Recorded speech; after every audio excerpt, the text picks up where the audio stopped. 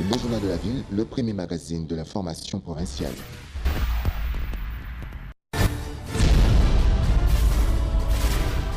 Tout de suite, le journal.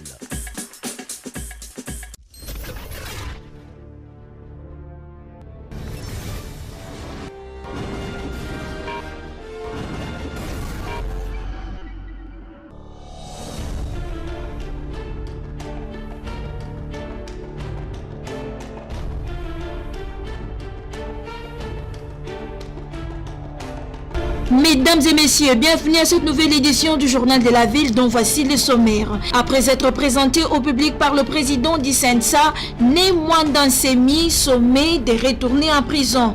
C'est un fugitif et la logique la plus simple serait de les retourner. Les services sont déjà instruits, a souligné le vice-premier ministre intérimaire en charge de l'intérieur, Basile Olongo. Une décision qui suscite autant de réactions. Dans un autre registre, l'humanité a célébré ce 8 mai la journée mondiale des Croix-Rouges, consacrée aux actions bénévoles pour soulager les personnes en difficulté. C'est tout pour les sommaires. Mesdames et messieurs, encore une fois, bienvenue dans ce journal.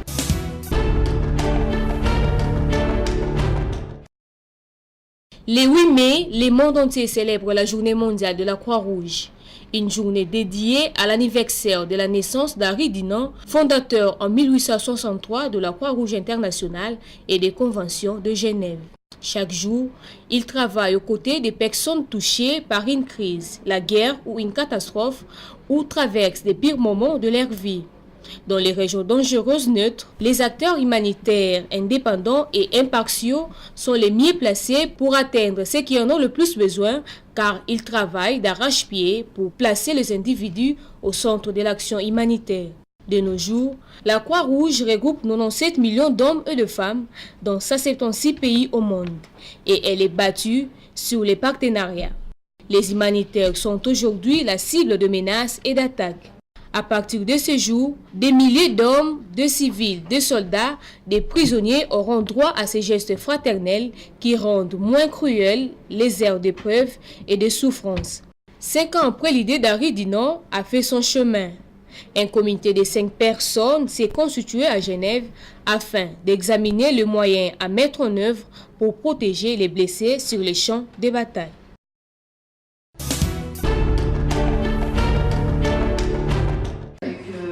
Au cours de son point de presse tenu ce mercredi 8 mai à son siège de la Gombe, la mission de l'Organisation des Nations Unies pour la stabilité en RDC MONUSCO va fermer progressivement 3 antennes, un site, 2 sous-bureaux et 2 bureaux dans le pays. L'annonce a été faite par Florence Marshall, porte-parole de la mission onusienne. Ces structures employaient essentiellement un personnel congolais affecté majoritairement au soutien au processus électoral. Les soutiens au processus électoral ne fait plus partie de la résolution justifiant la présence de la MONUSCO en RDC, a expliqué Florence Marshall. Ces mesures s'ajoutent à celles concernant la suppression des 764 postes, parmi lesquels 522 occupés par le personnel congolais. Elle a également expliqué que ces décisions ne sont pas liées au départ progressif de la MONUSCO. Ce que la MONUSCO vit actuellement est uniquement lié à des contraintes budgétaires liées au fait que les allocations versées par les États membres pour le fonctionnement de l'ONU sont en baisse depuis 2013. Ces processus doivent être déconnectés du retrait progressif de la mission onusienne, a-t-elle précisé.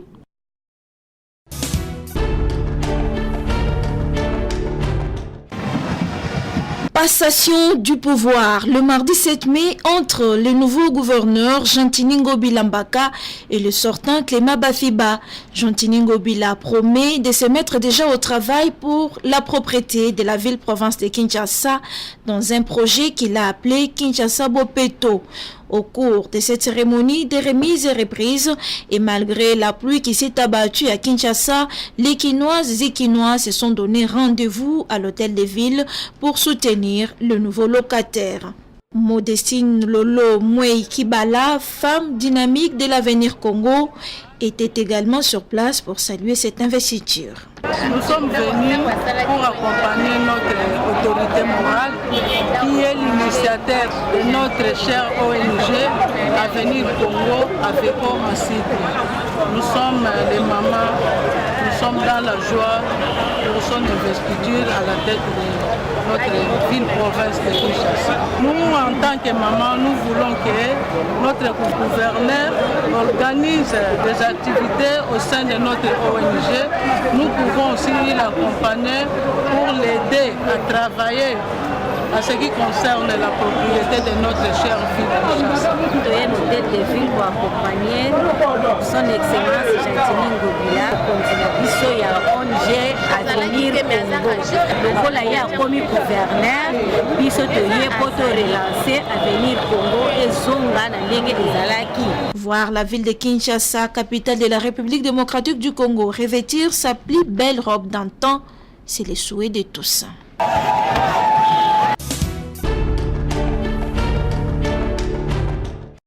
La réapparition de Nemwanda Nsemi à Kinshasa défraye la chronique après son évasion de la prison centrale de Makala 2 ans passés.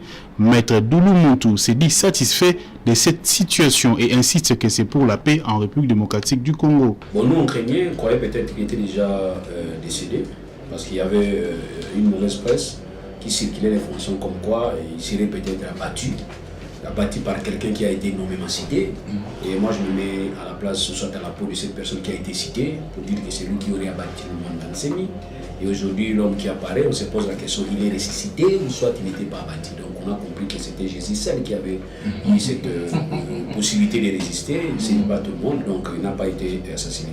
Voilà, je me dis que je suis à l'aise. Maintenant, on peut commencer à voir autre chose. Concernant la réaction du vice-premier ministre AI de l'Intérieur, Basile Olongo, qui demande au leader de Bundu Dia Congo de rentrer en prison avant tout, Maître Doulou Montou, réponse ici. Vous devez comprendre qu'un évadé, ce n'est pas quelqu'un tué. Un évadé, Azali Montou, soit dans le centre, soit dans la prison, dans le Kamouya Salaki, condamné qui est déjà en justice, ou soit Montou provisoirement. En attendant la canaille, soit innocent, parce que présomption d'innocence dans beaucoup de choses.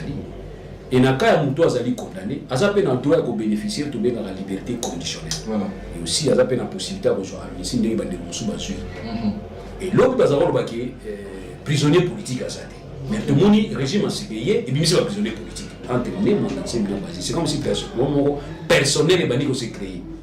Donc pour moi personnel. Or, on a un problème, il y a gestion de la chose d'État. Dans la gestion de la chose d'État, il y a humain, caprice, je ne sais pas quoi faut dire. C'est-à-dire, la déclaration, il y a ça la question de ma bête, mais elle est mal placée.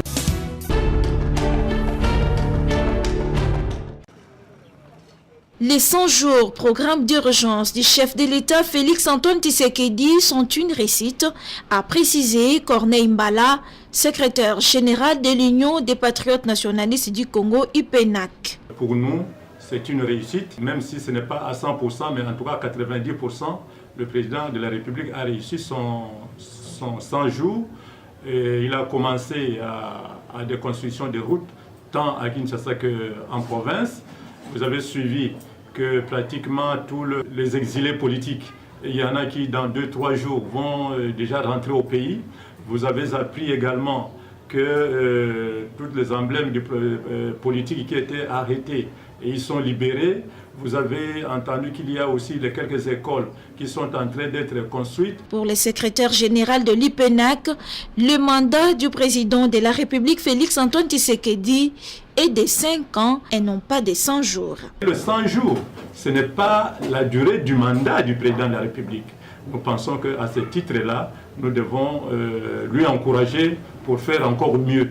Quant au discours de l'opposant Martin Fayoulou demandant au président de la RDC de démissionner, il réplique. Nous disons qu'il ne faudra pas tenir des discours comme ça parce qu'il y a eu élection, il y a eu la Cour constitutionnelle qui a validé ces élections-là. Et nous pensons, nous, qu'au-dessus de la Cour constitutionnelle, il n'y a pas une autre Cour. Et si vous commencez à réclamer, ça signifie que vous aussi, vous violez la Constitution. Il dessine le profil du Premier ministre prochain, chef du gouvernement. Il y a le camarade de FCC qui se disent impérativement le Premier ministre doit provenir du FCC. Nous disons non. Sinon, alors, à quoi nous servirait la coalition cash FCC. Corneille Mbala a exhorté les Congolais à s'abstenir de tout ce qui se raconte dans les réseaux sociaux pour discréditer notre pays, la RDC.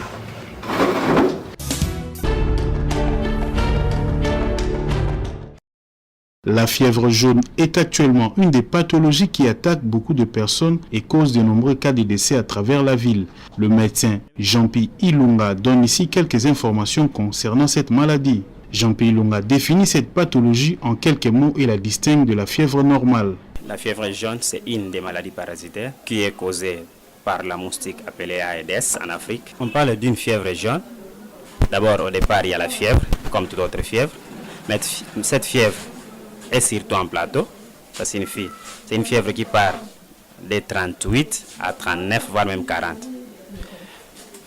Et à côté de cela, vous allez ajouter ce qu'on appelle simplement la coloration jaunâtre qui peut apparaître sur la peau, sur les lèvres buccales et sur les gencives, voire même sur les yeux quand vous regardez. Le médecin signale aussi qu'il est nécessaire de tenir son milieu de vie propre pour éviter de tomber malade. Les mesures préventives existent et ce sont des mesures presque simples. D'abord, ça consiste à l'assainissement du milieu, à éviter de l'eau stagnante tout autour de la parcelle, à brûler les ites, donc les poubelles, tout ce qui existe comme sachet à côté de la parcelle. Il est recommandé de bien suivre les traitements car une fois mal soignée, cette maladie engendre beaucoup de conséquences néfastes. La meilleure de ces conséquences d'abord, c'est la mort. À part la mort, comme toute autre fièvre, la fièvre jaune peut entraîner l'anémie. Et l'anémie à son tour peut entraîner la destruction par exemple du foie, parce que c'est lui le cimetière de l'organisme.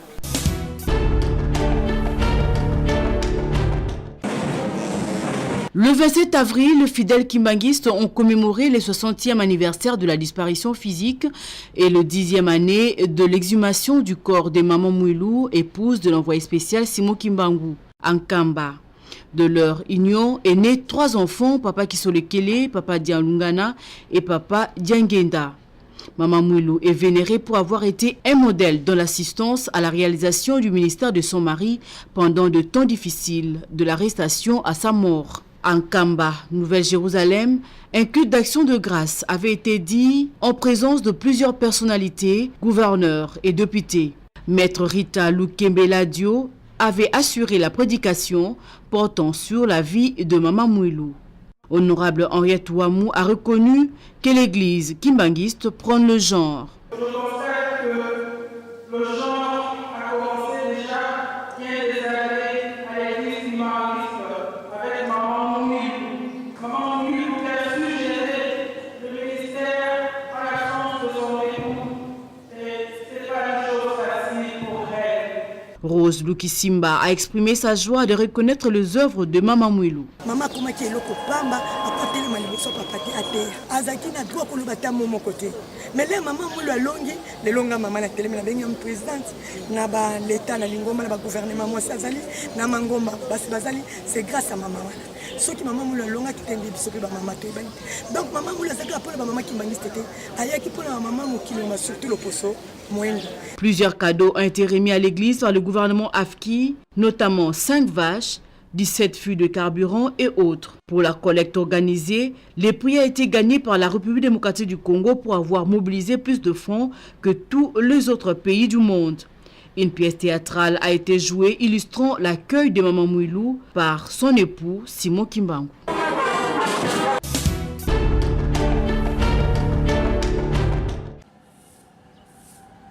Pendant que d'autres vendent sur des tas d'immondices, à Kinko les virages, les vendeurs entretiennent leur lieu de commerce avant de débuter leurs activités commerciales journalières et prennent des mesures de prévention contre différentes maladies telles que la typhoïde et autres.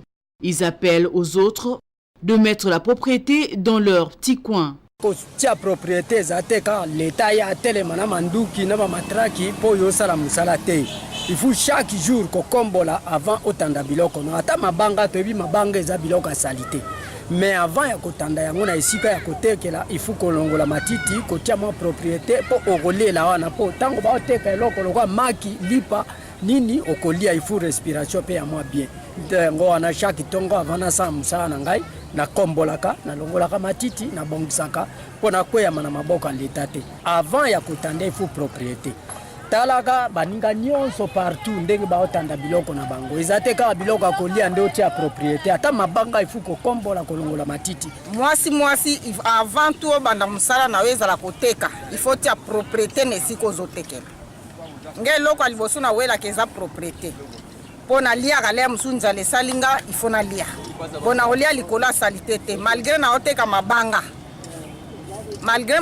mais ifo natia propriété na esika na nga nazotekela nakoki kobenga te obie mokonzi ya mboka nde aya kotiela nga propriété awa eza te. Ces petits commerçants se sont lancés à la débrouillardise pour lutter contre la pauvreté et invitent tous les autres à soigner leur environnement avant d'exposer leurs articles, car le règle d'hygiène prime avant tout.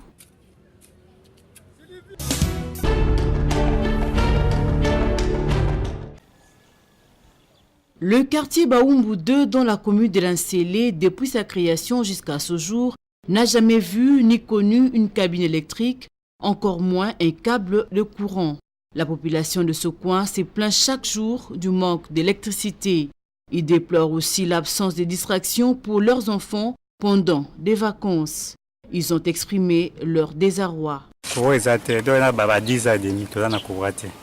Donc, koto to sengi ke no we gouvernement cha biso ko koto pour sécurité parti ke no ko weza te mais so ko weza ali ata muta ebo o mona na musika de ke no mutu wana zo na ndenge mabe ya parti de ko weza te donc le sécurité da makasi ba TV na ba parler zo sala te ba congélateur ba radio ulfi ba pile bani tout cela mai mystique à part ba musolo oyo pona ba konzo ba kotisika bango pe na ba défendre biso no par rapport à SNL.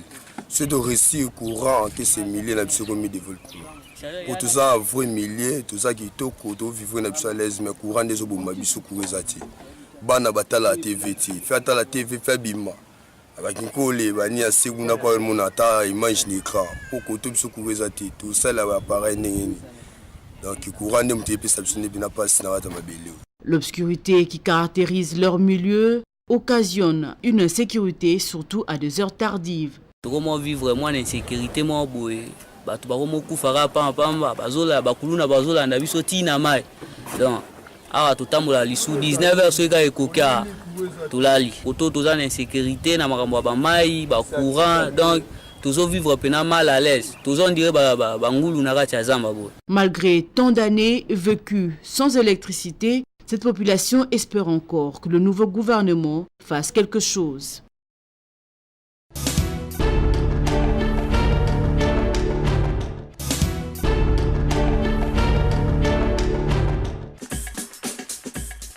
Nous sommes arrivés à la fin de ce journal de la ville, mesdames et messieurs. Merci de l'avoir suivi. Le prochain numéro est prévu pour ce jeudi avec le même plaisir.